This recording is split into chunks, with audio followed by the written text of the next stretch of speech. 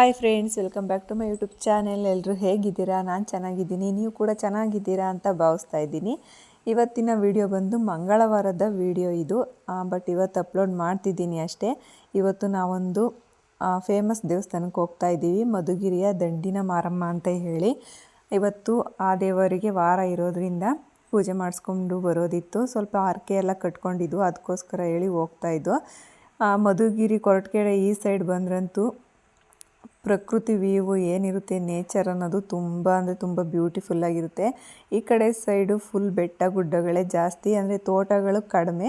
ಬೆಟ್ಟ ಗುಡ್ಡ ಅಂದರೆ ಆವ್ರೇಜ್ ಪೂರ್ತಿ ಎಲ್ಲ ಜಮೀನುಗಳು ಕಡಿಮೆ. ಈ ಥರ ಬೆಟ್ಟ ಗುಡ್ಡಗಳು ಜಾಸ್ತಿ ಅಂತಲೇ ಹೇಳ್ಬೋದು. ಪೂರ್ತಿ ನಾವೇನು ದೇವಸ್ಥಾನದ ಹತ್ರ ಹೋಗ್ತೀವಲ್ವ, ಅಲ್ಲೆಲ್ಲ ಪೂರ್ತಿ ಬೆಟ್ಟ ಗುಡ್ಡಗಳನ್ನೇ ನೋಡ್ಬೋದು. ಈಗ ನೋಡಿ ಮಧುಗಿರಿ ಹತ್ರ ಇನ್ನೇನು ಬಂದ್ವಿ. ಅದು ಏಕಶಿಲಾ ಬೆಟ್ಟ ಅಂತ ತೋರಿಸ್ತಾಯಿದ್ರು. ನಾನು ನನ್ನ ಜೀವನದಲ್ಲಿ ಫಸ್ಟ್ ಟೈಮ್ ನಾನು ನೋಡಿದ್ದು. ಇದು ಏಷ್ಯಾ ಖಂಡದಲ್ಲೇ ಅತಿ ದೊಡ್ಡ ಏಕಶಿಲಾ ಬೆಟ್ಟ ಅಂತ ಪ್ರಖ್ಯಾತಿ ಹೊಂದಿದೆ. ಅಂದರೆ ನಾವು ಸ್ಕೂಲ್ ಡೇಸಲ್ಲೆಲ್ಲ ಓದಬೇಕಾದ್ರೆ ಓದಿದ್ದೆ, ಬಟ್ ಕಣ್ಣಲ್ಲಿ ಯಾವತ್ತೂ ನೋಡಿರಲಿಲ್ಲ. ಇದು ನೋಡೋಕೆ ಅಂತಲೇ ನಾನು ಬಂದಿದ್ದು ದೇವಸ್ಥಾನಕ್ಕೆ. ಆಲ್ಮೋಸ್ಟ್ ಅಲ್ಲಿ ನಮ್ಮೂರಿಂದ ಇಲ್ಲಿ ಸ್ವಲ್ಪ ದೂರನೇ ಆಗುತ್ತೆ.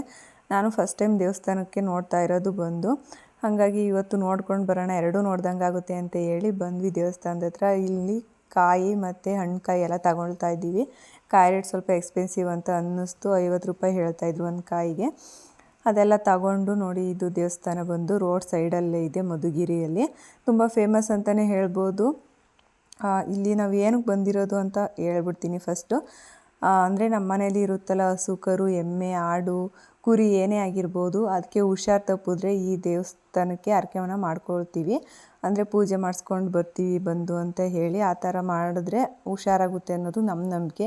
ಇದು ತುಂಬ ಜನ ಇದು ಮೂಢನಂಬಿಕೆ ಅಂತಲೂ ಹೇಳ್ಬೋದು. ನೀವು ನಂಬಿದ್ರೆ ನಂಬಿ, ಬಿಟ್ಟರೆ ಬಿಡಿ. ನಂಬಿಕೆ ಅನ್ನೋದು ಅವ್ರವ್ರ ಪಾಲಿಗಷ್ಟೇ. ಯಾರನ್ನ ನಂಬಿ ಅಂತ ಬಲವಂತ ಮಾಡಬಾರ್ದು. ಅವ್ರವ್ರ ನಂಬಿಕೆಗೆ ತಕ್ಕಂತೆ ಅವ್ರು ನಡ್ಕೋತಾರೆ. ಈಗ ನಾವು ಅಷ್ಟೇ, ನಮ್ಮದು ಎಮ್ಮೆ ಹುಷಾರಿಲ್ಲ ಅಂತ ಹೇಳ್ಬಿಟ್ಟು ನಮ್ಮ ಮಾವನವರು ಹರಕೆಯನ್ನು ಕಟ್ಕೊಂಡಿದ್ರು. ಅದಕ್ಕೋಸ್ಕರ ಹೇಳಿ ಬಂದಿದ್ದು. ಎಮ್ಮೆನೂ ಕೂಡ ಹುಷಾರಾಗಿತ್ತು, ಅದಕ್ಕೆ ಹರಕೆ ತೀರಿಸ್ಬಿಡೋಣ ಅಂತ ಹೇಳಿ ಬಂದಿದ್ದು ದೇವಸ್ಥಾನಕ್ಕೆ. ಇವತ್ತು ವಾರ ಆಗಿದ್ದರಿಂದ ನಾವು ಬೆಳಗ್ಗೆನೇ ಹೋಗಿದ್ವಿ. ಅಷ್ಟೊಂದು ಜನ ಇರಲಿಲ್ಲ, ಸುಮಾರು ಜನ ಇದ್ದರು. ಮಧ್ಯಾಹ್ನ ಮೇಲೆ ತುಂಬ ಜನ ಬರ್ತಾರೆ ಅಂತ ಹೇಳಿ ಗೊತ್ತು. ಅಂದರೆ ಪ್ರತಿ ವರ್ಷ ನಮ್ಮ ಮನೆಯವರು ಬರ್ತಾರಲ್ಲ, ಮಧ್ಯಾಹ್ನ ಮೇಲೆ ತುಂಬ ಅಂದರೆ ತುಂಬ ಜನ ಇರ್ತಾರಂತೆ ಇಲ್ಲಿ. ಅಲ್ಲಿ ಫೋಟೋಸು ವೀಡಿಯೋಸು ಯಾವುದಕ್ಕೂ ಅಲೋ ಇಲ್ಲ. ಆದರೂ ಈಚೆಗಡೆ ಮಾಡ್ಕೊಬೋದು, ಬಟ್ ಗರ್ಭಗುಡಿಗೆ ಏನಿದೆ ಅಲ್ವಾ ಎಂಟ್ರೆನ್ಸು, ಅಲ್ಲಿ ಮಾಡ್ಕೊಳ್ಳೋ ಹಾಗಿಲ್ಲ. ಇಲ್ಲಿ ಹೇಳ್ತಾಯಿದ್ರು ಅರ್ಚಕರು, ಯಾವುದೇ ಕಾರಣಕ್ಕೂ ಫೋಟೋಸ್ ಆಗಲಿ ವೀಡಿಯೋಸ್ ಆಗಲಿ ತೆಗಿಬಾರ್ದು ಅಂತ ಹೇಳಿ. ನಾನು ಅದಕ್ಕೆ ಫೋನ್ ಸ್ವಲ್ಪ ಆ ಕಡೆ ಈ ಕಡೆ ಆಯಿತು ನೋಡಿ. ಹಾಗೂ ಸ್ವಲ್ಪ ಇಟ್ಕೊಂಡೆ, ಅಂದರೆ ದಂಡಿನ ಮಾರಮ್ಮ ಯಾರ್ಯಾರು ನೋಡಿಲ್ಲ ನೋಡಲಿ ಅಂತ ಹೇಳಿ. ಆದರೂ ಅವರು ಮಾಡಬೇಡಿ ವೀಡಿಯೋ ಅಂತ ಹೇಳಿದ್ರು. ಇರಲಿ ಪರವಾಗಿಲ್ಲ ಅಂತ ಹೇಳಿ ಅವ್ರಿಗೆ ಕಾಣದೆ ಸೈಡಲ್ಲಿ ಒಂದು ಸ್ವಲ್ಪ ಮಾಡಿಕೊಂಡೆ ಅಷ್ಟೇ. ಪೂರ್ತಿ ಕ್ಲಿಯರಾಗಿ ಮಾಡಲಿಕ್ಕಾಗಲಿಲ್ಲ. ಅಲಂಕಾರ ಆಗಿರ್ಬೋದು ನೋಡಿ ಯಾವ ರೀತಿ ಇದೆ ಅಂತ ಹೇಳಿ. ಇದಾಗಿತ್ತು ಪೂಜೆ ಮುಗಿಸ್ಕೊಂಡು ಹೊರಗಡೆ ಬಂದು ಸ್ವಲ್ಪ ಹೊತ್ತು ಕೂತ್ಕೊಂಡಿದ್ವಿ. ಮತ್ತು ಸರಿಗಮಪದಲ್ಲಿ ರತ್ನಮ್ಮ ಮಂಜಮ್ಮ ಅಂತ ಹೇಳಿ ಇಬ್ಬರು ಸಿಂಗರ್ಸ್ ಇದ್ರಲ್ವ, ಅದರಲ್ಲಿ ರತ್ನಮ್ಮ ಅನ್ನೋರು ಕೂಡ ಅಲ್ಲಿ ಹಾಡಲಿಕ್ಕೆ ಅಂತೇಳಿ ಬಂದಿದ್ದರು. ಬಟ್ ನಾನು ವೀಡಿಯೋದಲ್ಲಿ ಕ್ಯಾಪ್ಚರ್ ಮಾಡ್ಕೊಳ್ಳಿಲ್ಲ ಅಷ್ಟೇ.